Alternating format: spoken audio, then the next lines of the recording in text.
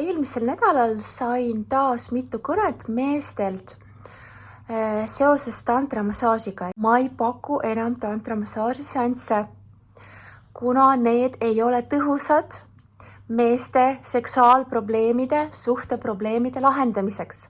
Selleks, et aidata mehi, naisi, paare seksuaalprobleemidega, suhteprobleemidega, ma olen loonud tantramängu, mille nimi on Armastuse meri. Kui sul on mõni mure, mis on seotud sinu seksuaalsusega, seksuaaltervisega, paarissuhtega, sinu enesearenguga, hirmudega, süütundega, häbitundega, üksindusega, siis ma kutsun sind mängima minu tantramängu. Mäng saab nüüd varsti 2-aastaseks.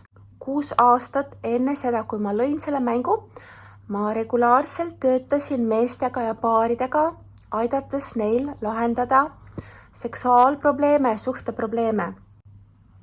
Ja see mäng on suurepärane instrument, suurepärane teraapia, et lahendada ükskõik millist suhte, seksuaalprobleemi või muud küsimust. See teraapia on Eestis väga uus, aga nende 2 aastaga on juba ligi 500 inimest mänginud seda mängu. Tagasiside on olnud suurepärane, väga positiivne. Inimesed on saanud abi oma muredega ja lahkunud mängult suure naeratusega. Kui sul on mõni küsimus, mõni mure, mida sa soovid lahendada mõnusalt, mänguliselt ja mängides minu tantramängu koos minuga või koos oma kaaslasega, sa oled oodatud mängima.